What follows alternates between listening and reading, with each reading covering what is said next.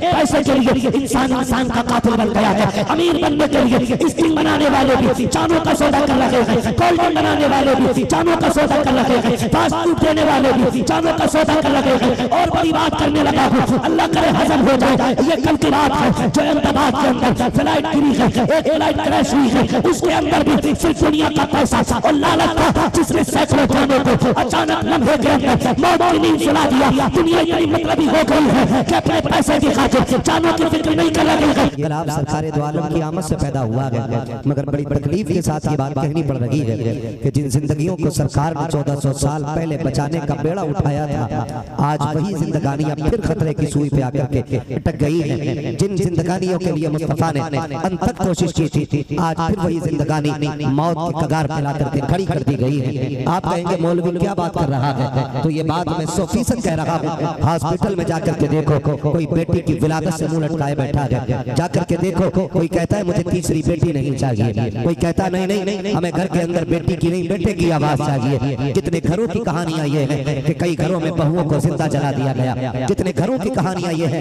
कि कई घरों में बेटियों को जहर देकर के मार दिया गया। मैं पूछना चाहता हूँ पूरी कायनात आलम से, अगर तुम जिंदगी देने की पावर नहीं रखते हो तो किसी की जान लेने का हक तुम्हें किसने दे दिया? बेटियां अगर पैदा होती हैं इसमें माँ का क्या कसूर होता है? अगर बेटियां दुनिया में आ रही हैं तो इसमें माँ की खता क्या है? कितनी बेटियों को इसलिए तलाक दे दिया जाता है कि उनके शिकम से बेटियां ही बेटियां पैदा हो रही हैं। मैं कहना चाहता हूँ जो दुनिया में बेटियों को बोझ समझ रहे हैं, जरा तारीख का ये बात पलट करके देखें। अगर बेटियां बोझ होती तो खुदा महबूब के आंगन में कभी 4 बेटियों जैसे फूल न खिलाता। अगर बेटियां आयब होती तो खुदा महबूब को 4 बेटियां अता न करता। आज मैं कहना चाहता हूँ आप अल्लाह से बेटे मांगते हो सिर्फ इसलिए कि बेटे बुढ़ापे का सहारा होते हैं। मांगो बेटे, तुम्हारा हक है, लेकिन रोक अल्लाह से बेटियां भी मांग लिया करो, इसलिए कि बेटे बुढ़ापे का सहारा होते हैं, बेटियां आखिरत का सहारा हुआ करती हैं। बेटे दुनिया का सहारा होते हैं, बेटियां उकबा का सहारा होती हैं। बेटे बुढ़ापे में काम आते हैं, बेटियां जहन्नम से बचाने में काम आया करती हैं। नारे तकबीर, नारे रिसालत, जश्न ईद मिलादुन नबी। दिल के फफोले जल उठे सीने के दाग से, घर को आग लग गई, घर के चिराग लग गई, हट जाए मैं बोल लूंगा। इसकी बहस कम कर दो, आवाज दे सकते हो तो दे दो, ही कॉल करो, मेरी आवाज समझ में आनी चाहिए। तवज्जो है सारे लोगों की। आज कंडीशन फॉर्म की है, माफ कीजिएगा, अभी परसों की बात है, एक बाप ने 2 बच्चों को जहर दे के मारा, और ताज्जुब ये है कि हुजूर का कलमा पढ़ने वाले लोग हैं।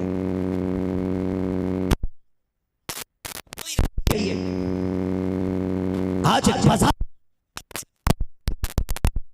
तमाशा बना के रख दिया गया। याद रखो मुसलमानों, कामयाब हमारी जिंदगी हम तभी होंगी जब हुजूर के दिए हुए तरीकों को अपनाया जाएगा, वरना 1000 जलसे लाखों महफिलें कोई नहीं जानता। तभी तब्दीली आनी है।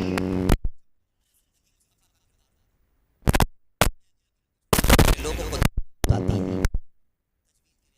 खड़े होकर सुना, कसम खा के कहते हैं 95% बच्चों को, लोगों को तजवीज भी नहीं आती।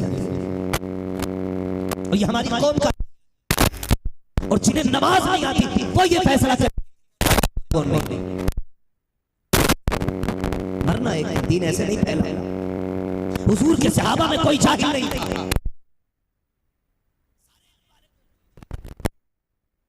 फारूक आजम का हाल तो ये था कि बाजार में गैर फकीह को आने की इजाजत नहीं थी। देखना पड़ रहा है कि उसके चाहने वालों को 95% नमाज नहीं आती।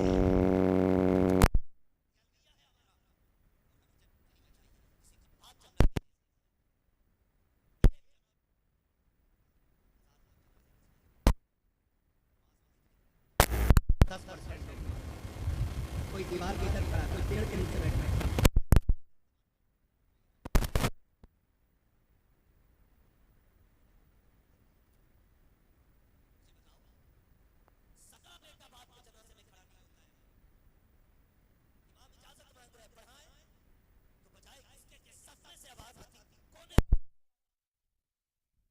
इजाजत देने वाला का बड़ा बेटा है, क्यों इजाजत दे रहा वहां से? नमाज में क्यों नहीं आया? 2 बातें होती हैं, एक तो ये कि कोई कहता है इसके कपड़े नमाज के नहीं है, या ये कहा जाता है इसे नमाज नहीं आती है। दोनों बातों पे सर अपना दीवार पे मारने का मकाम है। अगर आपको नमाज नहीं आती है फिर टूट के मरने का मकाम है। और और आप कहते हो आपके कपड़े खराब है तो फिर आपको बदरजे अतम डूब के मर जाना चाहिए। अगर आपके कपड़े खराब है तो आपको हक किसने दिया कि आप हमारे जनाजे के साथ चल रहे हैं? कोई है पूछने वाला? मिट्टी देना ये असर ईमान समझ रखा है। खाली मिट्टी डालोगे चले जाओगे। ऐसे दीन नहीं फैला है, ऐसे इस्लाम नहीं फैला है। आज उलमा का कोई वकार नहीं है, क्योंकि ये सिर्फ इमाम है, ये सिर्फ मदरस है। ये 5000 लेकर के आपको मक्तब में पढ़ाते, इसलिए इनकी वैल्यू नहीं। मैं समझता हूँ दुनिया वालों के सामने इनकी वैल्यू हो ना हो, मदीने वाले के सामने इनका बड़ा। और ये बात मरने के बाद समझ में आएगी कि अल्लाह ने उलमा को क्या शान अता फरमाई। जब मेरा नबी मदीने तशरीफ लाया हिजरत करके, बड़े बड़े अमीर खड़े थे चौकों पे, रागों में पलके बिछाए खड़े थे। हुजूर मेरे मेहमान बने, हुजूर मेरे मेहमान बने, लेकिन महबूब ने अमीरों को वैल्यू नहीं दी। सुने और कान खोल के सुने। दौलत वालों को वैल्यू नहीं दी। वैल्यू दी तो अबू अय्यूब अंसारी को दी, जो इतना गरीब था कि जिसके पैर में जूतियां भी नहीं थी, चलने के लिए सवारी भी नहीं थी। अगर आपको अपनी दौलत की कसरत में नाज है तो बंद कर दीजिए तमाशे। याद रखें हुजूर ने इल्म वालों से प्यार किया है। इन ये बैठे लोग गारंटी के साथ कहता हूं, मेरा गरेबान पकड़ के मिंबर से उतार दे अगर बात झूठ हो तो। सुफ़ा पे जो बैठते थे सहाबा, जिनको मुस्तफा तालीम देते थे, वो वाक़े भी करते थे। कई दिन तक उनको खाना नहीं मिलता था, लेकिन जब कभी मिलता था, मेरे नबी की भी अपनी हालत ये थी ज़ाहिरी जिंदगी में कि 7 दिन तक हुजूर के घर में चूल्हा नहीं जलता था। मैंने यहां तक पढ़ा है कि एक महीना हो जाता था सरकार के घर में चूल्हा नहीं जलता था। यह कंडीशन भी रही है। लेकिन जब कभी मिलता तो सरकार सुफ़ा के सहाबा को बुलाते, वो कहते उनको भी बुलाओ, ये खाना उन्हें भी खिलाया जाएगा। और आज हम ये कहते हो हाफिज जी ज़कात वाले, हाफिज जी खैरात वाले, मर के थे पूरी जिंदगी ऐश में गुजार लो, एसी और एयर कंडीशन रूमों में हम लोग जिंदगी गुजार रहे हैं। लेकिन जानते हो जब मौत का वक्त आता है, उस वक्त एक तमन्ना जाती है, मैंने बेटे को डॉक्टर बना लिया है, मैंने बेटे को इंजीनियर बना लिया है, काश एक बेटे को कुरान का कारी बनाया होता, एक बेटे को इल्म दीन दिया होता। बताओ सेठ साहब इसकी क्या जरूरत पड़ गई? का जब रूह निकलना शुरू हो रही है, पहले टखनों में अटकी है, फिर घुटनों में आके रुक गई है, फिर आके कमर पे आके रूह ने डेरा डाला है। लेकिन रूह जब कमर परवास कर गई है, कमर को पार करके सीने तक रूह आई है, अब सीने से ऊपर जाने का नाम लगे ले रही है। मैंने उलमा को फरमाते सुना है कि जब रूह निकलने का नाम न ले, उस वक्त उनके सामने कुरान की सूरत तिलावत की जाए, अल्लाह आसानी से मौत नसीब फरमा देता है। उस वक्त एहसास होता है काश एक बेटा कुरान का कारी होता, एक बेटा दीन का आलिम होता, एक बेटा हाफिज़ कुरान होता। आज बेबसी की जिंदगी न जीते, आज बेबसी की मौत में मरते। और लोगों मान जाओ अभी वक्त है, इससे पहले कि मौत का फरिश्ता आकर तुम्हारे गिरबान में हाथ डाले, उससे पहले जाग जाओ और बरेली वाले के फैजान को पैगाम पे अमल करो। उन्होंने कहा था आज मैं उनकी बना, आज मैं जज्बात उनसे कल न मानेंगे क़यामत में। नारे रिसालत, जश्न ईद मिलादुन नबी, नारे तकबीर, नारे रिसालत। दीन सीखो यार, सीख लो दीन।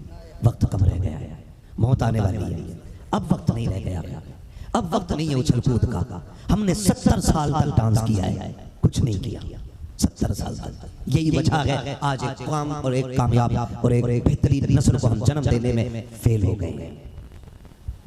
आपने पैसा कमाया होगा, आपने शोहरतें कमाई है, लेकिन आप एक अच्छी नस्ल को जन्म देने में फेल हो गए। आप कहेंगे कैसे? एक बंदा बताओ जो खुदा की कसम अपना वक्त मोबाइल पे जाया नहीं कर रहा हो, एक बंदा बताओ। और एक ऐसा बंदा बता दो मुझे, एक बंदा ऐसा पूरे आप उतरोला शहर में ढूंढ के दिखा दो जो रात के 3 बजे तक कौम की फिक्र में जागा। एक बंदा नहीं दिखा सकते हम, क्योंकि हम नस्लें बढ़ाई हैं, नस्लें बनाई नहीं है, बनाई नहीं है हमने। मैं अगर ये कह दूं मुझे देखकर जहन्नम को भी आ गया पसीना, तो शायद आदम मजमा खड़े होकर दाद दे दे। लेकिन अगर मैं खुद से पूछ लूं बता मन रब्बु का मां दीनु का, इसकी तैयारी भी तेरी मेरी है कि नहीं? किसी के पास कोई हिसाब नहीं है। बदलो अपने आप को यार, एक अच्छे मुआशरे को तश्कील दो, एक संजीदा तहज़्ज़ुब कौम बनिए। आज मेरी कौम का नौजवान अगर बाइक पे बैठता है ना तो 80 से नीचे उसकी सुई नहीं जाती, यूं कट मार के निकलता, लोग देख के पहचान जाते हैं मुसलमान ही होगा। ईद बकरा ईद पे हमारी गाड़ियों की टंकियां फुल होती हैं और हमें मौत की फिक्र नहीं होती। सबसे ज्यादा बिना हेलमेट के जो कौम चलती है वो मुसलमानों की कौम है। सबसे ज्यादा जो रूल तोड़ के चलती है वो कौम मुस्लिम है। आपको लग रहा होगा ना मेरी बातें बुरी हैं, लेकिन नहीं, मैं आपको बताऊं, मैं नेपाल तकरीर करने के लिए गया, एक IAS ऑफिसर था, उसने आके मुझसे बात की और उसने कहा एक बात बताएं, आज आपसे सवाल यह है कि बॉर्डर पे जो नशे के साथ पकड़े जाते हैं वो सिर्फ मुसलमान ही क्यों होते हैं? ये सोचने वाला मकाम है, ये गौर करने वाली बात है कि हमारी नस्ल कहां पे खड़ी हो गई है। अगर हम समझाने पे आ जाए, हमारी कौम का जवान बड़े होकर कहता बियर ही तो पी है और क्या पी लिया है, ये तो एनर्जी ड्रिंक है, बियर पीने से क्या खराबी आ गई? मौलवी ये शराब नहीं। मैंने कहा सुन, शराब का एक कतरा अगर एक बाल्टी पानी में भी गिर जाए ना तो ये कतरा पूरी बाल्टी पानी को नापाक कर देता है। आप बात करते हो बियर की, आज मेरी कौम कहां नहीं डूबी है, मुझे बता तो सके। इसको नशे ने तबाह किया, इसको रिश्तों ने नाजायज ताल्लुकात ने बर्बाद कर दिया। क्या बताओ तो सके 70% रिश्ते लव मैरिज के नाम पे नहीं हो रहे हैं, चैटिंग की बुनियाद पर रिश्ते नहीं हो रहे हैं, व्हाट्सएप पर वीडियो कॉल के जरिए क्या तेरे मेरे घर की इज्जत रातों रात नीलाम नहीं हो रही है? कौन सा नशा रही है? आज मोहम्मद अरबी का कलमा पढ़ने वाला टिकटॉक पे आकर के डांस की वीडियो बना करके 70,000 फॉलोवर बना के फख्र से कहता है कि मैं एक हिंदुस्तान का इज्जतदार नागरिक बन गया हूं। 70,000 लोग मेरे फॉलोवर हैं, 70,000 लोग 18 घंटे में मेरी वीडियो देख लेते हैं। मैंने कहा सोचो तेरी एक वीडियो को 70,000 देखे या 70 लाख देखे, तेरे एक कदम को तेरे कंधे पे बैठे हुआ एक एक फरिश्ता देख रहा है। जो तू करता है वो भी लिखा जा रहा है, जो तू करके भूल जाता है वो भी लिखा जा रहा है। तूने अच्छा किया है वो भी लिख लिया गया, तूने बुरा किया है वो भी लिख लिया गया। ये रीलिंग मिट जाएगी लेकिन कंधे का लिखा हुआ ये मिटाया नहीं जा सकता। जब कयामत के दिन ये पूरी रीड हो जाएगी उस वक्त कोई बचाने वाला नहीं होगा। ये 70,000 बचाने नहीं आएंगे, 60,000 बचाने नहीं आएंगे। अगर बचाएगा तो अल्लाह का लाल बचाएगा। इसलिए मेरे इमाम ने कहा था आज ले उनकी पना, आज मैं जब मालूम से कल न माने के कयामत में अगर माना जाए। अपनी जिंदगियों को बेहतर करो और आखिरत की तैयारियां करो। मुझे इससे कोई सरोकार नहीं है, आप क्यों नहीं उछल रहे? मत कूदो मत बोलो, मगर सुन लो मेरी बात, बदल दो अपने आप को। इस्लाम इतना सस्ता नहीं जितना समझ रखा है, जितना समझ रखा। माफ कीजिएगा, हमारे कपड़े देखें आप, ईद का दिन होता है ना तब भी कुत्ता ड्रेस पहनती है ये कौन? कुत्ता ड्रेस, हाँ ऐसे कपड़े पहन के निकलते, गैरत आती है। हमें ईद के दिन भी कुर्ता पजामा नसीब नहीं हुआ, ईद के दिन भी हम मुसलमान न बन सके। हम जी हवा में रहे और फिर कह रहे हैं फलां ने मार दिया फलां ने मार दिया। सुने इन्नल्लाह ला युगय्यिरु मा बिक़ौमिन हत्ता युगय्यिरु मा बिअनफुसिहिम व इज़ा अरादल्लाहु बिक़ौमिन सूअन फला मरद्द लहु। ये मैं नहीं कह रहा हूं, ये कुरान कह रहा है, ये कुरान कह रहा है, ये मेरा ऐलान नहीं, ये कुरान का ऐलान है जिसे हम सब कहते हैं कौले मोहम्मद कौले खुदा। फरमान न बदला जाएगा, बदलेगा जमाना लाख मगर कुरान न बदला जाएगा। अल्लाह उस कौम की हालत उस वक्त तक नहीं बदलता है जब तक कौम अपनी हालत बदलने के लिए खुद कोशिश न करे। क्या कोशिश है हमारी, मुझे बताई जाए क्या कोशिश है? कोई कोशिश हमारी नहीं है। दीन इतना सस्ता भी नहीं है खुदारा। ये तो करम है हुजूर का कि हमारी सूरतें नहीं बिगड़ी है। ये करम है हुजूर का हमारे नाम के घर के नाम घर के दरवाजे पे हमें अभी तक जहन्नमी नहीं लिखा गया है। वरना पहली उम्मत गुनाह करती थी, दरवाजे पे लिख दिया जाता था जहन्नमी, गुनाह माथे पे लिख दिया जाता था ये गुनाह करके आ रहा है। हाँ, जिसने पूरी रात बिस्तर पे लेट के मोबाइल में फिल्म देखी वो सुबह के इमाम से कहता जी तुम्हारे नमाज पढ़ने का तरीका सही है, तुम्हारी क़िरात दुरुस्त नहीं है। बदलो अपने आप को यार, खुदा लौट आओ। जिस जगह पे चले गए वो हमारी नहीं है, वो हमारी नहीं है, वो हमारी नहीं है। हुजूर आए, कायनात मुस्कुराई, हुजूर ने उम्मत के हाल को देख के आंसू बहाए थे। या अल्लाह इतने बुरे हालात और 63 साल मालिक इतने कम वक्त में दुनिया कैसे सवारी जाएगी? अल्लाह ने फरमाया इक़रा बिस्मि रब्बिकल लज़ी खलक़। ये पहला ऐलान जो हो रहा है गोया बता दिया महबूब इन्हें इल्म दे दो, हर बुराई का खात्मा खुद ब खुद होता चला जाएगा। जिस कौम को इक़रा कहकर के खिताब किया गया था आज वो कौम सबसे ज्यादा जाहिल है, आज वो कौम सबसे ज्यादा पीछे है। जिस कौम को पढ़ने का हुक्म दिया गया था आज वो कौम पढ़े, लेकिन मिजाज हमारा हो गया है नहीं कोई जरूरत नहीं है, देखा जाएगा, कोई नहीं देख पाएगा मेरे लाल, कोई नहीं देख पाएगा। छोटे से बड़े मैं सबसे कहना चाहता हूँ खुदा कब्र में कोई किसी को नहीं देखेगा, सबको अपनी अपनी जेल लेनी है, सबको अपनी अपनी हिसाब देना है। कोई नहीं आना है कब्रों में, जैसी करनी है वैसी करनी है। इस्लाम बहुत मुश्किल से फैला है। हुजूर ने जब देखा बेटियां कत्ल की जा रही है, माओ का कोई वकार नहीं, बाप की कोई इज्जत नहीं, हुजूर ने वकार की इज्जतों की मेराज को अता फरमाई, फिर जाकर के बेटियों को वकार मिला है। आज कंडीशन हमारी है, आज कंडीशन ये हमारी बेटी नकाब पहन के गैर के साथ कोर्ट मैरिज कर ले रही है, कोर्ट मैरिज कर ले रही है और कौम चीखती रह गई। मैं तो हैरत में पड़ गया ना। एक बाप पगड़ी लेके खड़ा हो बेटी से कह रहा बेटी घर लौट चल, मेरी इज्जत का लिहाज कर, मैं तेरे पैरों पे पगड़ी रख रहा हूं। बेटी ने कहा मैं कौन हूं, मैं तुम्हें जानती नहीं। कौन हो तुम? मैं तुम्हें नहीं जानती। उसने कहा मैं तेरा बाप। उसने कहा मेरी सफेद दाढ़ी का ख्याल कर। उसने थाने के अंदर खड़े होकर कहा इससे मेरा कोई लेना देना नहीं। ये कौन बनाई हमने? एक रात के नारे और कूदने से कुछ नहीं होने वाला है। साल में एक बार कूद लेने से कुछ नहीं होगा। एक एक लम्हे के लिए तैयार होना पड़ेगा। खुदा की कसम अगर हम बेदार होते, हमारी बेटी में ये जरूरत नहीं थी कि वो पगड़ी बाप की ठुकरा के कह देती थी तू कौन है, तुझसे मेरा कोई रिश्ता ही नहीं है। कल की बात है, कल की एक खेत में एक बच्ची की लाश मिली है। फिर से हो क्या गया है, हमें एक अच्छी नस्ल नहीं बना पा रहा। हमारे होटल भी बड़े बड़े, हमारे मुंबई और पुणे में रहने वालों की इमारतें भी बड़ी बड़ी हैं, लेकिन इस कौम ने आज तक बेटियों के लिए महज़ब इदारे नहीं बना सके। ये सोचने वाली बात है, सोचने और रोने वाली बात है। वो बेटी के चुमले थे, तू कौन है? मेरा तुझसे रिश्ता ही कोई नहीं। एक आज की बेटी है, कल की बेटी है। तुम्हें बताऊं कल की बेटी की कहानी, बर्दाश्त करोगे? कल की बेटी की तारीख का ये बाप पलट के देखो। मोहम्मद बिन कासिम का दौर है।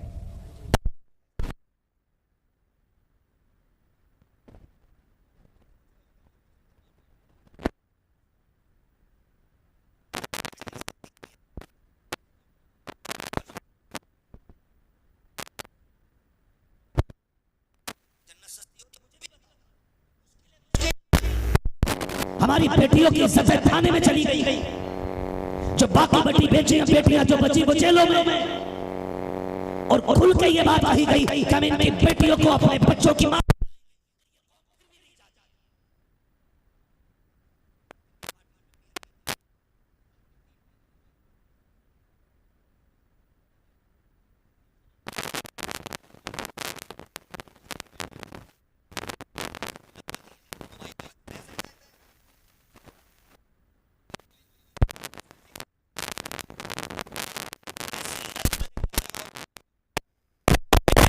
बेटियों पर भी इतने बड़े बड़े मोबाइल। कोई पूछने वाला है इनसे कि तुझे इतने बड़े मोबाइल की जरूरत क्या पड़ गई? कौन सी फैक्ट्री है तेरी जो तेरे फोन के बगैर बंद हो रही है? कौन सा बिजनेस है जो मोबाइल के बगैर ठप हो गया? जिन बेटियों के हाथ में कुरान होना था, उन बेटियों के हाथ में मोबाइल आ गए, तो बेटियों को बचाएगा कौन? और बीवियों के गुलामों ने वो हद कर दी कि घरों के अंदर सीरियल चालू किए। जो आग बाहर नहीं लगी थी वो घर के अंदर लग गई है। ये अफेयर, बॉयफ्रेंड, ये किधर से निकल के आया? ये सारी चीजें सीरियल से निकल के आई है। हमारी कौम में इसका तसव्वुर भी नहीं था। अभी 20 साल पहले पलट के देख लो तो इस रिश्ते का कोई हिंदुस्तान में वैल्यू और मकाम ही नहीं था। आज हर घर के अंदर ये रिश्ता दाखिल हो चुका है और बाप इस रिश्ते को बड़ी इज्जत से तस्लीम कर रहा है। कौन है? बेटी का फ्रेंड आया, बेटी का दोस्त आया। मैं तो बाप, शोहर, भाई सबको बेगैरत मानता हूं जो इन रिश्तों को घर के अंदर एंट्री देते थे। बेगैरत है वो। ऐसा कोई इस्लाम ने दयूस कहा है। ये मैं नहीं कह रहा हूं, ये इस्लाम कह रहा है। दयूस है वो जो बहन बेटी की इज्जत आबरू की रखवाली नहीं। आज हम कहां खड़े, कहां हो गई हमारी बेटी? कितनी बेटियां मुर्तद हो गई, कितनी बेटियां बेदीन होती जा रही हैं। किसी को तालीम के नाम पे बहकाया गया, किसी को ट्यूशन के नाम पे लूट लिया गया, कोई जॉब के नाम पे छीन ली गई बेटी, कोई सर्विस के नाम पे बेटी छीन ली गई, किसी को कहा कि तुम्हें काम दिया जाएगा इसलिए बेटी छीन ली गई। मेरी कौम के नौजवानों जाग जाओ। खुदारा अगर तुम किसी जगह पर अपनी जगह मजबूत होते तो बहन बेटियों को मजदूरी करने की जरूरत नहीं होती। अगर तुम वाकई मर्द होते तो बेटियां ऑफिस में जाकर जॉब नहीं करती। अगर तुमने घर की जिम्मेदारी संभाली होती तो बेटियां सर्विस के लिए बाहर न निकलती। मैं ये नहीं कहता बेटियां निकलने वाली गलत होती है, नहीं, इनके निकलने का नाजायज फायदा उठाया गया है, इनकी जोत का नाजायज फायदा उठाया गया है। इसलिए कि बाप के गैरत था, इसलिए बेटी को जोत के लिए निकलना पड़ा। भाई निकम्मा था, इसलिए बहन जोत के लिए निकली। क्या बहनों की कहानी ये नहीं है कि वो कमा करके भाइयों को पढ़ा रही है? क्या बेटियों की कहानी ये नहीं है कि वो कमा करके घर चला रही है? मैं कहता हूँ अगर मर्द बन जाए तो कभी बेटियां बाजार में नहीं निकलेंगी। और जब बेटियां घर के अंदर लगेंगी, किसी की माँ ने दूध नहीं पिलाया, हमारी बेटियों पर उठा के देख सके, हाथ लगा सके। अल्लाह ने हमें वो गयूर आंखें दी है, हम सर कटा सकते हैं, लेकिन बेटियों के ऊपर उठने वाले हाथ को सलामत नहीं रहने दे सकते। ये हमारी गैरत है, लेकिन गलती हमी से हुई है। हम ही से हुई, हमने नहीं कमाया, हमने पूरी जिंदगी मोबाइल चलाया, लास्ट उम्र यहाँ करके हमने अपनी बहन बेटियों की कमाइयां खाई। कितने बड़े नामर्द हैं वो लोग जो बहन बेटियों की कमाइयों पर पल रहे हैं। निकलो इन चीजों से, मर्द बनो, खुद कमाने के आदि बनो। दौलत बड़ी चीज नहीं है, दौलत बहुत अच्छी चीज है, मगर कब जब दौलत दौलत उस्मानी हो। दौलत बहुत बुरी है जब दौलत कानूनी हो। अमीर बनो, उन नौजवानों से कहता हूं बंद करो ये गेम, बंद करो सीरियल देखना। 3 घंटे देख के तुझे क्या मिला? तेरा नुकसान हुआ है। अगर वही 3 घंटे तुम अपने किसी काम में लगा लो और उससे 500 रुपए भी कमा लो तो हलाल के पैसों से जो नस्ल पलती है ना, वो सिर्फ पलती नहीं है, नस्ल बनती भी है, नस्ल संवरती भी है। आप पूरी जिंदगी 22 साल तक गेम खेलते रहे, 22 साल के बाद तुम्हें घर आके कोई हाथ पकड़ के चोट देगा कि चलिए हाँ नौकरी कर। अजीब तमाशा बना रखा, मुसलमानों को नौकरी नहीं मिल रही, नौकरी नहीं मिल रही, मिले कहां से? 18 साल तक तो गेम खेले, हाई स्कूल में रिश्वत दे के पास हुए, हाँ 11th में तुमने नकल की, साइंस का तुम्हें एक वर्ड नहीं आता है तो तुम निकाले नहीं जाओगे इंटरव्यू में, तो क्या तुम्हारा कोई बाप लगता है जो फ्री में तुम्हें जॉब देगा? काबिल बनो, काबिल। मिसबाही साहब को देखो, इतनी लंबी दाढ़ी है, हाँ IAS ऑफिसर है, हिंदुस्तान जानता है, दाढ़ी, साथ मिसबाही अल्लामा और फिर IAS की कुर्सी, कोई रोक सका? क्यों? क्योंकि उस बंदे के अंदर काबिलियत थी, अपना हक लेने का दम था, इसलिए उसने अपनी कुर्सी हासिल की है। आप अपने निकम्मेपन पर कब तक भेदभाव का पर्दा डालते रहोगे? मेहनत कब करोगे आप? 18 घंटे पढ़ना पड़ता है, 18 घंटे। IPS बनने के लिए 22 घंटे आंखें फोड़नी पड़ती है, तब जाकर के इज्जत की कुर्सी मिलती है। हम 12 घंटे मोबाइल चला के खाली और सारे एग्जाम पास कर जाए। निकलो इन चीजों से। ऐसी निकम्मी नस्लें बहन बेटियों की कमाई नहीं खाएंगी तो क्या करेंगे? उस बेटे के वो जुमले आज पसीना छलनी करते। उसने कहा था, नहीं जी, एक बच्ची ने अपना स्टेटमेंट डाला और उसने कहा कि बताओ, जब मुस्लिम शादी करने तैयार नहीं, अगर मैं किसी गैर मुस्लिम से शादी कर लूं तो फिर कौम के पेट में दर्द तो नहीं होगा? ये कौन जवाब देगा कयामत के दिन? मौलवी क्या? हर बंदा इस सवाल का जवाब होगा कयामत में कि एक बेटी गुर्बत की वजह से पेट में रह गई और जब किसी ने नहीं अपनाया पेट पालने के लिए वो गैर के बिस्तर पर जाकर लेट गई। बताओ कहां जाकर के अपनी दौलत का हिसाब हो गया? कौन करेगा इस दर्द की बातों को? ये बातें कड़वी भी लगती हैं, बुरी भी लगती है। मान जाओ भाई यार, मान जाओ। निकाह इतने सस्ते कर दो कि हर बेटी के सीने में उम्मीद की किरण जाग जाए। ब्याह इतने आसान कर दो, गरीब से गरीब ही बेटी ये कह सके शुक्र अल्लाह ने हुजूर की उम्मत में पैदा किया। जहां दौलत देख के नहीं, किरदार देख के बहू बनाया जाता है। करो तो ऐसे, लेकिन माफ कीजिएगा, गरीब की बेटी शरीफ होती है, 1000 ऐब निकाल कर ठुकरा दी जाती है। अमीर की बेटी पर चलन भी होती है तो दौलत का पर्दा डाल के घर की बहू बना ली जाती है। एक ऐसे रिवाज को हमने चलन दे दिया।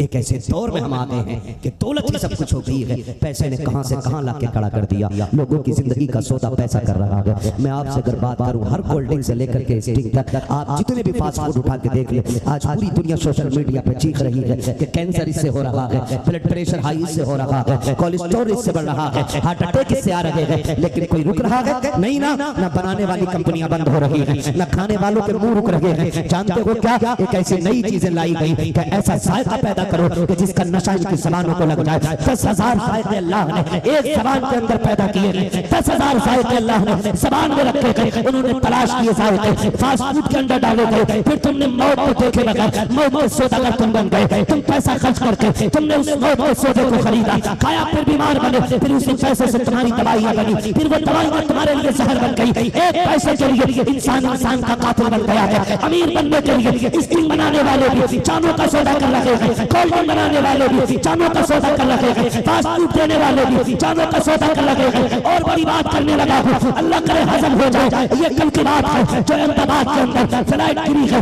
एक फ्लाइट क्रैश हुई है, उसके अंदर भी सिर्फ दुनिया का पैसा और लालच था जिसने सैकड़ों जानों को अचानक लम्हे के अंदर मौत की नींद सुला दिया। दुनिया इतनी मतलबी हो गई है कि अपने पैसे की खातिर जानों की फिक्र नहीं कर रही है। और मोहम्मद अरबी का कलमा पढ़ने वालों तुमसे हाथ जोड़ कर कहना चाहता हूँ, खुदा के वास्ते से तुमको इधर बदल जाओ, तुमको निकलो इस दलदल से। पैसे को घर की दुल्हन न बनाना, दौलत को घर की दुल्हन न बनाना। अगर दुल्हन बनाना है कनीज़ फातिमा को दुल्हन बनाओ, शरीफ बेटियों को दुल्हन बनाओ। खुदा की कसम, जब ज़मीन अच्छी होती है, जब फसल अच्छी होती है, माँ अच्छी होती है, तो नस्ल अच्छी होती है। बेशक सुभान अल्लाह, सुभान अल्लाह, सुभान अल्लाह। अपने घरों के अंदर अच्छी लड़कियों को लेके आइए। और ये जो आग लगी है ना डिमांड वाली, यहाँ तो नहीं मांगते हैं 5-10 लाख, मांगते तो नहीं है यहाँ, डिमांड तो नहीं है पैसे की, होगी जहेज की डिमांड। हाँ वही ना, वही तो तरीका है, ऐसे पकड़ लो और या फिर ऐसे पकड़ लो, बात तो वही है ना। पकड़ा तो कहाँ नहीं गया है जहेज के नाम, अजीब बेगैर की होती है, लिस्ट बना के रखते हैं। देखो जरा, ये देख लेना, कुछ नहीं है, बस ये छोटी सी लिस्ट है। ये छोटी सी लिस्ट बेटी वाले की कमर तोड़ देती है। बेटी पालना खुद में बड़ा मुश्किल काम है यार। क्या उसने कम किया है कि एक बेटी 18-25 साल की पाल के तुम्हारे हवाले फ्री में कर रहे हैं? क्या ये उसका एहसान नहीं है? ऊपर से उस पे 10-20 लाख का कर्ज करा करके उसकी बेटी लेके आ रहे हो और कह रहे हो हम रसूलुल्लाह के जन्नत रसूलुल्लाह की। क़यामत में पता चलेगा कि होगा हिसाब कैसा है। धोखे में मत रहना। अगर कोई तुम आईना दिखा गया है ना कि जन्नत तुम्हारे बाप की है, तो शीशे के आगे खड़े होकर पूछना अपने आप से, क्या तू वही है जिसे मुस्तफा ने सिद्दीक की नजर में साचा था? क्या तू वही है जिसे उमर की तरह सवारा गया था? क्या तू वही है जिसे उस्मान गनी बनाया गया था? क्या तू वही है जिसे मौला अली? फिर फैसला करिए, हम रसूलुल्लाह के जन्नत रसूलुल्लाह। धोखे में ना रहना, बहुत मुश्किल है। हिसाब तो बहुत बाद में होगा, रूह निकलने से काम शुरू होना है। अमल अच्छे होंगे, मौत आसानी से आ जाएगी। अमल खराब हुए ना, मैंने 3-3 दिन तक लोगों को तड़पते देखा है। अल्लाह ईमान वालों को खैर की मौत नसीब फरमाए। आमीन। लोगों, हुजूर की जब विसाल का वक्त आया ना, मलकुल मौत ने अपना काम करना शुरू किया और हुजूर की पेशानी पे हाथ रखा। इतनी तकलीफ थी, आका फरमाते इज़राइल क्या मेरी उम्मत को भी इतनी तकलीफ होगी जितनी मुझे हो रही? मलकुल मौत ने कहा था हुजूर आपको तो कुछ भी तकलीफ नहीं दी जा रही। तो मेरे नबी की आंख में आंसू आए, फरमाया जितना दर्द होना इस मौत के वक्त का आज सारा मुझ पे डाल दो, ताकि क़यामत तक मेरी उम्मत को मौत का दर्द न महसूस हो। तो मलकुल मौत ने कहा था महबूब रब ने वादा किया है, वादा है जो तेरा होगा ना, मौत के वक्त उसे मौत का एहसास नहीं किया जाएगा। और भाई वरना खैरियत नहीं है, खैरियत नहीं है। मान जाओ यार, मान जाओ, निकल आओ इन चीजों से, निकल आओ। एक बेटी वाला बेटी दे देता है, सब कुछ देती है उसने। बेटियां जो होती है ना, जिगर का टुकड़ा होती है। आप कभी बताएं मुझे, जनाजे देखे आप? बोलो, जिसने देखे वही बोले जरा। देखे जनाजे? इतना न डरो कहीं पुलिस पकड़ के न ले जाए। और जोर से बोलने वाला अभी तक जलसे में कोई मरा नहीं है। अगर आपको डर लग रहा जोर से बोले तो मर जाएगा। अगर ये डर नहीं है तो बोले जनाजे देखे? आपने बच्चियों के भी जनाजे देखे होंगे, आप मुझे बताएं। और फिर रुखसती देखी है बेटियों की, है ना? जब बेटी रुखसत होती है वो भी देखा है। आप दोनों को देखना, जब बेटी का जनाजा जाता है ना, तो बाप उस दर्द के साथ नहीं रोता जिस दर्द के साथ बेटी की डोली पे बाप रोया करता है। ये देख लेना आप, अल्लाह करे ये बात आपके दिलों में उतर जाए। बेटी के जनाजे पे बाप उस दर्द से नहीं रोता जिस दर्द से बेटी की डोली पे बाप रोया करता है। क्यों जानते हो? मरने पे एक सब्र है बाप को कि मर गई, अल्लाह के करम पे छोड़ दिया। अब ये मिट्टी के अंदर गई, अब कब्र कैसी बनेगी अल्लाह ही जाने, उसमें मैं कुछ नहीं कर सकता हूं। लेकिन जब बेटियों की डोलियां उठती है ना, तो फिर बाप जनाजे से ज्यादा दर्द के साथ रोता है। कभी सोचा ना आपने बेटे वालों, ये इस दर्द से क्यों रो रहे हैं? जो कभी नहीं रोया, जो पूरी दोपहरी में बोझ कमर पर रख के ना 3 मंजिल पे चढ़ाता रहा, लेकिन कभी रोया नहीं। जिसने लोगों की चौक में गालियां सुनी, एक आंसू नहीं आया। जिसने लोगों के धक्के खाए, रोया नहीं। जिसने लोगों की गालियां सुनी, कभी आंख में आंसू नहीं आया। आज बेटे की रुखसती हो रही है, सारे मेहमान मुस्कुरा रहे हैं, ये बाप क्यों रो रहा है? जानते हो? कभी देखो तो सही, जब बेटियां रुखसत होती हैं, बाप कभी दीवार से लग के रो रहा है, कभी किसी पेड़ से लिपट के रो रहा है। खुदा की कसम बाप बेटियों की रुखसती नहीं देख पाते हैं। मैंने देखा कि बाप बेटी की रुखसती पे इस दर्द से रोया करते हैं कि कलेजे फट जाया करते हैं। अगर पत्थरों पे आंसू होते तो दीवारें भी उनका दर्द देख के रोने लग जाती थी। और बेटे वालों, कभी बाप से पूछो क्यों रो रहा है, तो बाप बताएगा जो बेटियां दफन हो जाती है बाप को सब्र होता है, लेकिन बेटी को इसलिए रो रहा है मैंने 18 साल सीने से लगा के पाला। और बेटे वालों तुम क्या जानो, जब मैं परदेश से पलट के आता था, पूरा घर सोता था, मेरी बेटी मुझे जाग के मिलती थी। रात को 1 बजे भी आया, मेरी बेटी ने कहा था भूख लगी होगी, मैंने कहा हाँ बेटी जल्दी खाना ला, दो। बेटी ने कहा बेटा है मैं तेरे लिए ताज़ी रोटी बना देती हूँ। इसने रात के सन्नाटे में जाग करके मेरे लिए ताज़ा खाना बनाया। ये कभी मेरे लिए थकी नहीं थी। जब भी मैं आता था तब मेरी खिदमत के लिए हाजिर होती थी। आज मैं इसलिए रो रहा हूँ। मैंने 18 साल इसे सीधे से लगा के पाला और लोगों जब मैं इसके लिए 150 का जोड़ा लाया तब भी ये मुझे दुपट के मुस्कुराती थी। जब मैं 300 का कपड़ा लाया तब भी ये मुझे देख के मुस्कुराया करती थी। आज मैं इसको अपने घर से जुदा कर रहा हूँ। अल्लाह जाने आज के बाद मेरी बेटी की जिंदगी क्या बनेगी। रोना इस बात पे आ रहा है कि आज तक मैंने अपनी बेटी को भले सूखे मुख में खिलाई है लेकिन बेटी को शहजादी बना के रखा था। मैंने अपनी बेटी को चटनी खिलाई थी लेकिन रानी बना के रखा था। आज पराए घर जा रही है। वो इस बात पे लगा हूँ वो अमीर है पैसे वाले हैं लेकिन फिक्र ये सता रही है ये सोच कर रो रहा हूँ आज के बाद मेरी बेटी को मुख में पहले मिलेंगे या गुर्बत का ताना पहले मिलेगा। आज इस चीज ने रुला दिया कि मेरी बेटी को इज्जत मिलेगी या ठोकरों में रखा जाएगा। मैं रोज बात पे लगा हूँ मेरी बेटी का पेट पहले भराया जाएगा या गुर्बत का ताना पहले दिया जाएगा। बेटे वालों हाथ जोड़ के कहता हूँ तुम्हें खुदा का वास्ता किसी की बेटी की आंख में आंसू न देना, किसी की बेटी पे बोझ न बनना, किसी की बेटी को रोने न देना। वरना याद रखना बेटी ना रो तो बाप को खबर होगा। मदीने वाले रसूल बाप को खबर हो जाया करते हैं। और याद रखिएगा जब कयामत का दिन होगा मेरे नबी ने कहा है कि सारे लोग ताकत वाले एक तरफ खड़े होंगे, कमजोर एक तरफ होंगे, जालिम एक तरफ होंगे, मजलूम एक तरफ होंगे। और आका कहते हैं मैं मजलूमों के साथ खड़ा हूँगा। याद रखो जिधर मुस्तफा होंगे उधर खुदा का सारी खुदाई मिलती नजर आए। नारे तकबीर, नारे रिसालत, जश्न ये मिलादुन नबी हज़रत अल्लामा मुफ्ती हम्मद रज़ा साहब क़िबला। नारे तकबीर, नारे रिसालत, सुभान अल्लाह सुभान अल्लाह। तेरे बेटे को ससुराल में एक बार दरी न बिछाई जाए, बिस्तर न बिछाया जाए, तू कुल कायनात सर पे उठा लेता। मेरा बेटा आया था उसके लिए बिस्तर नहीं लगाया गया। तेरा बेटा बेटा और किसी की बेटी पैर की जूती। इतरा ले जितना इतराना है। अल्लाह क़यामत में हिसाब देगा, कोई बचाने वाला नसीब नहीं होगा। ये याद रखिएगा। हुकूकुल ला अल्लाह माफ करेगा, ठीक है ना। उसके अपने हुकूक है, वो चाहे तो सजा दे चाहे तो माफ करे, लेकिन उसका ऐलान है हुकूकुल इबाद में माफ नहीं करूंगा जब तक हिसाब रत्ती का बराबर नहीं कर लूंगा। खुदारा ख्याल करना, बेटियां बड़ी नाजुक होती हैं और बहुत हसास होती हैं। इतनी हसास बेटियां होती हैं कि बाप का चेहरा पढ़ लेती हैं। बेटियां डिमांड ना करना चाहिए इसकी, क्या फर्क पड़ता है। कोई 50 लाख का जहेज दे दे, कब्र में साथ जाना है, बोलो बोलो जहेज जाएगा कब्र में साथ, गाड़ी, एक आध गद्दा, तकिया, कोई बला जाएगा कोई कब्र में साथ, बोलो नहीं जाएगा ना, तो फिर ना मांगना। अल्लाह तौफीक देना अपनी मेहनत से कमाना और अपनी मेहनत से कमा करके किसी गरीब की बेटी को अपने घर में ठिकाना दे देना। तुझे मरने में देर लगेगी, रब तेरी कब्र को जन्नत का ठिकाना बना डालेगा।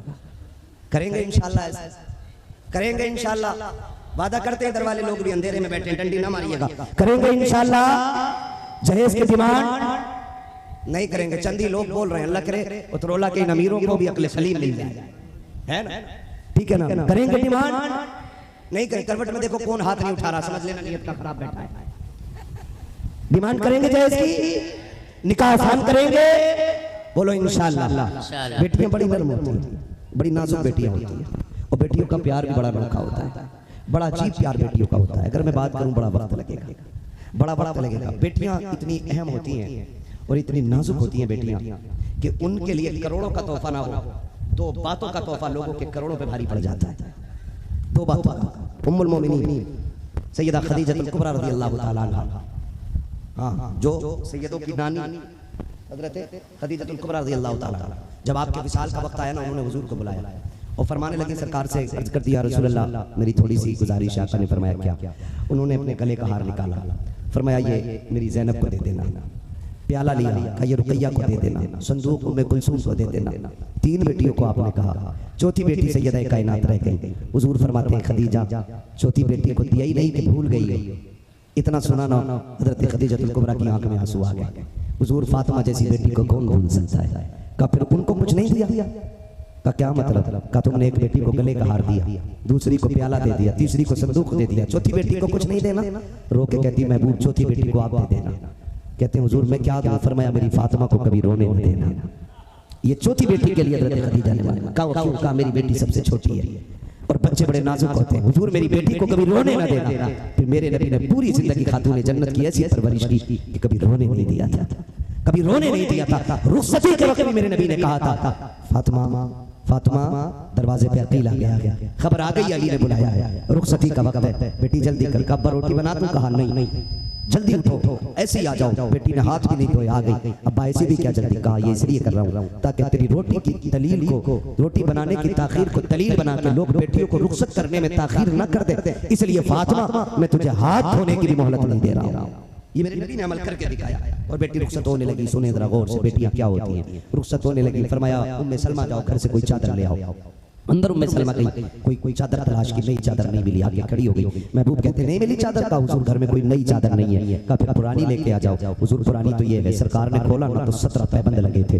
हुजूर गिनते जा रहे हैं, रोते जा रहे हैं, गिनते जा रहे हैं, रोते जा रहे हैं। लाओ कोई बेटी सैयदा कायनात जैसी हो, तो दूल्हा लाओ मौलाए कायनात जैसा कोई हो, लाके दिखाओ जिस घर में अली दूल्हा बन के आया हो वो घराना कितना बड़ा घराना है, लाके दिखाओ ऐसा घराना। मेरे नबी गिनते जा रहे हैं, 17 पैबंदों वाली चादर सरकार ने हाथ में ली। फरमाया फातिमा सरा देकर यहाँ 17 पैबंदों वाली चादर ले ले, वादा करता हूँ क़यामत में जन्नत की सरदारी वाली चादर अता करूंगा। बेशक सुभान अल्लाह, सुभान अल्लाह, सुभान अल्लाह। ऐसे बेटियां रुखसत की जाती है। उसूल ने 17 पैबंदों वाली। और बेटियों से भी जाके कह देना मेरी बेटी कभी बाप से उसकी औकात से बड़ा सवाल न करना। किसी अमीर की बेटी का जहेज देख के बाप को मजबूर न करना कि वो कुर्ते बेच करके तेरा शौक पूरा करे। मत करना बेटी बाप से डिमांड, उसकी मेहनत देख करके आपको डिमांड करनी है। वो किसान है, मजदूर है, अगर लगता है गरीब है ना तो कह दे बस अब तू हाथ उठा के दुआ दे दे, ये सबसे बड़ा जहेज हो जाएगा, ये सबसे बड़ा जहेज हो जाएगा, ये सबसे बड़ा जहेज हो जाएगा। कहते बाप से इतना मेरी बेटी, मेरी बहन जब दुल्हन बने अब्बा कहे बेटी कोई कमी तो नहीं रह गई, बस इतना कह देना तेरी दुआओं की कमी रह गई है। जब भी मेरी याद आ जाए ना हाथ उठा दिया करना। जिन बेटियों के लिए दुआएं देने वाले बाप होते हैं ना वो दुनिया में भी रानियां होती हैं, आखिरत में भी शहजादियां बना करती हैं। तो बेटियों से मेरी इतनी गुजारिश है कि बाप से कभी डिमांड न करना, बेटों से इतनी गुजारिश है किसी बाप को मजबूर न करना। बेटियां बड़ी हसास होती हैं। हुजूर ने बेटी को रुखसत किया। बेटी को रुखसत करने की बारी आई ना तो हज़रत उम्मे सलमा बाहर आई, या रसूल अल्लाह फातिमा चुप नहीं रही है। सुन बेटी क्या होती है, अल्लाह करे हर एक को बेटी का एहसास हो जाए। आप बेटे वाले हैं ना तो अल्लाह करे बेटी का दर्द भी सीने में आए। या रसूल अल्लाह फातिमा चुप नहीं रही है, बार बार रो रही है। हुजूर फरमाते अंदर आए, फातिमा क्यों रो रही हो? अल्लाह अकबर। इतना सुना बाप के सीने पे सर रखा खातून जन्नत ने, रो के कहती है अब्बा आज अम्मी खदीजा की बड़ी याद आ रही है। हुजूर ने इतना सुना रो दिए, फरमाने लगे फातिमा खदीजा कहाँ से लाऊं? वो याद है मुझे जब बहुत छोटी थी तुम तुम्हारा हाथ मेरे हाथ में दे के कहा था मेरी बेटी को रोने न देना। फातिमा मैंने पूरी जिंदगी तुम्हें माँ का प्यार भी दिया है, बाप का प्यार भी दिया है, आज खदीजा कहाँ से लाऊं? अल्लाह अकबर। तारीख गवाह है, हुजूर ने बेटी को तसल्ली दी, फरमाया आज सारी दुआएं मेरी लेके चली जा। हुजूर ने बेटी को दुआ दी। और सुने जब बेटी इस इज्जत से घर से निकली ना 17 पैबंदों वाली चादर थी और अली दूल्हा है, खुदा की कसम उनके घर में अल्लाह ने हसन हुसैन को जन्म अता फरमाया। बेशक सुभान अल्लाह। उसी घराने के अंदर ज़ैनब आई है। कौन ज़ैनब? अगर तारीख के ये बात पलटो ऐसी बेटी नहीं होती। ज़ैनब वो है कि जिसने सबसे कम उम्र में सबसे पहले कुरान हिफ्ज़ किया। सुभान अल्लाह, सुभान अल्लाह। 6 साल की उम्र में सैयदा ज़ैनब ने कुरान हिफ्ज़ कर लिया। कूफे की सबसे पहली मुफस्सिरा मुहद्दिसा को सैयदा ज़ैनब कहा जाता है। लोग खड़े कहां? सुभान अल्लाह, सुभान अल्लाह। लोग खुतबे की बात करते थे, यजीद के दरबार के खुतबे की बात करते थे। मैं तो कहता हूँ यजीद के दरबार का खुतबा क्या, अगर अली की बेटी बोले सारे फरिश्ते खामोश हो जाएं, उनके जुमले सुना करते। सुभान अल्लाह, सुभान अल्लाह, सुभान अल्लाह। खुदा की कसम तारीख गवाह है, ज़ैनब का कुरान जानते हो जब करबला से ज़ैनब लौटी तो अपने घर आई है, तो अपने घर के दरवाजे पे जब आई, आज तो बेपर्दगी आम हो गई। सारे अली के नाम का लंगर खाने वाले बैठे, सारे हुसैनी बैठे। अब ये कलाम पढ़ दूं सारे कपड़े उतार के दे देंगे। लेकिन मैं पूछना चाहता हूँ ताज़िये के नाम पे हमारे घरों की चादरें उतर गई, मेलों के नाम पे हमारी बेटियां बेपर्दा हो गई। क्या हुसैन पूछेंगे नहीं तुमसे कि मेरी बहन बेटी ने करबला में खानदान दे दिया था और सर का एक बाल कोई नहीं देख पाया था? तुम मुहर्रम की 10 तारीख के नाम पर बेटियों की इज्जतें नीलाम करते रहे। बताओ तुम जन्नती हो या हम जन्नती हैं? बताओ मुझे। ये कंडीशन हमारे घराने की। पढ़ो आप सैयदा ज़ैनब को आई, खानदान लुट गया करबला, बेटे चले अपने दरवाजे पे आई। तो मुअर्रिखीन ने पर्दे पे बात करते हुए लिखा है आप पर्दे में ऐसी मलबूस थी ना कि सर से लेकर पैर तक पर्दा था। और अपनी दरवाजे पे जब आई ना तो बेटों के ना होने की वजह से अंदर जाने की हिम्मत नहीं हुई। दरवाजे पे बैठ गई, जैसे दरवाजे पे बैठी ना अचानक ना दरवाजे पे बैठी अंदर से बच्चियों के कुरान पढ़ने की आवाज आ रही थी। 2 बेटियां छोड़ के गई थी, अंदर से कुरान की आवाज आई। जैसी दरवाजे पे बैठी ना तो एक बहन ने कहा लगता दरवाजे पे कोई भिखारन आई है। अम्मी कह के गई थी कि जब कोई दरवाजे पे साइल आ जाए तो देर न करना, बड़ी बहन ने कहा जल्दी करिए पैसे लेके दे आओ। छोटी बहन दौड़ी पैसे किवाड़ खोला और मुट्ठी निकाल के दी, ले परदेसी ठीक ले। आपने कहा मैं कोई परदेसी नहीं हूँ, भिखारन नहीं हूँ। कहा फिर कैसे बैठी हो? कहा तुम्हारा कुरान सुन रही थी, इतना अच्छा कुरान पढ़ती हो। तो जानते हो तारीख गवाह है, बच्चियों ने कहा था खातून काश तुमने हमारी माँ ज़ैनब का कुरान सुना होता। ये बेटियां अपनी माँ से कह रही हैं काश तुमने हमारी माँ ज़ैनब का कुरान सुना होता। कहा कैसे पढ़ती थी तुम्हारी माँ ज़ैनब कुरान? कहा तुम्हें क्या बताएं, जब हमारी माँ ज़ैनब कुरान पढ़ती थी 18 भाई दरवाजे पे खड़े होकर तिलावत सुना करते थे। जब हमारी माँ कुरान पढ़ती थी खुद गोलाए कायनात छुप छुप के कुरान सुनते थे। इतना खूबसूरत कुरान पढ़ती थी कि फरिश्तों को भी रश्काया करता था। तारीख गवाह है उनके कुरान का आलम ये था कि तिलावत जमीन पे होती थी, तस्बीह तिलावत पे अल्लाह के अर्श पे हुआ करते थे। बेशक सुभान अल्लाह सुभान अल्लाह सुभान अल्लाह। कुरान पढ़ने वाले आज कुरान रास्ता देख रहा है कुरान पढ़ने वालों का।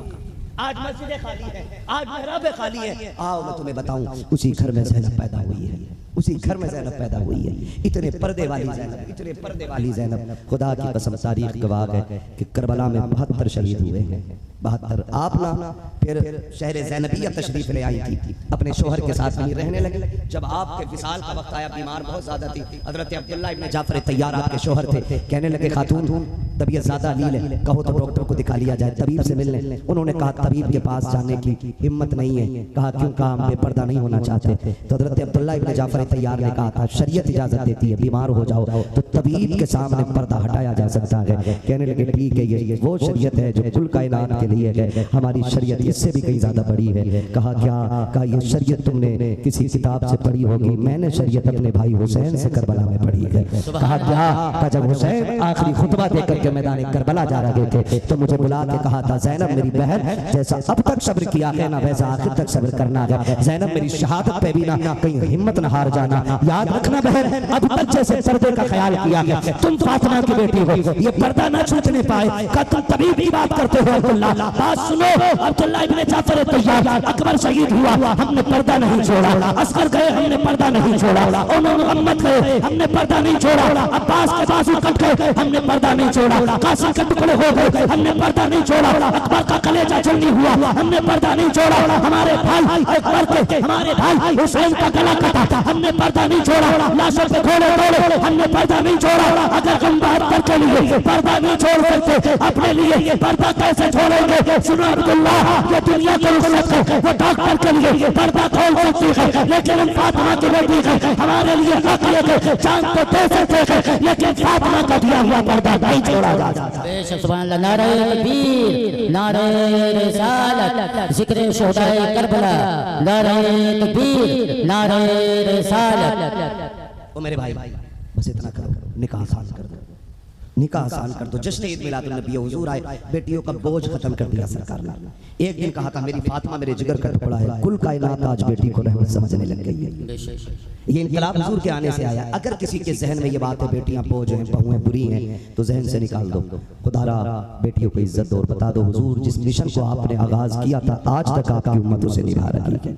करेंगे इंशाअल्लाह, करेंगे इंशाअल्लाह। और आखिरी बात बता के बात खत्म कर लूं, बेटियां कितना बड़ा तोहफा है, बहनें बेटियां भतीजी, ये इतना बड़ा तोहफा है। फरमाया गया अगर घर में बरकत ना हो और फाके होने लग गए हो, भूख का ना आलम हो, और फरमाया गया रिस्क घर में ना हो, तो फरमाया गया मुसल्ला बिछा दो, आगे बेटियों को बैठा लो, फरमाया फिर झोली खिलाओ, गौ मालिक इस बेटी का सदका अता फरमा दे। कहते अपने हाथ में बेटी का हाथ रख के दुआ मांगो, फरमाया गया हाथ नीचे बाद में आते हैं, अल्लाह आसमान से रिस्क पहले उतार देता है।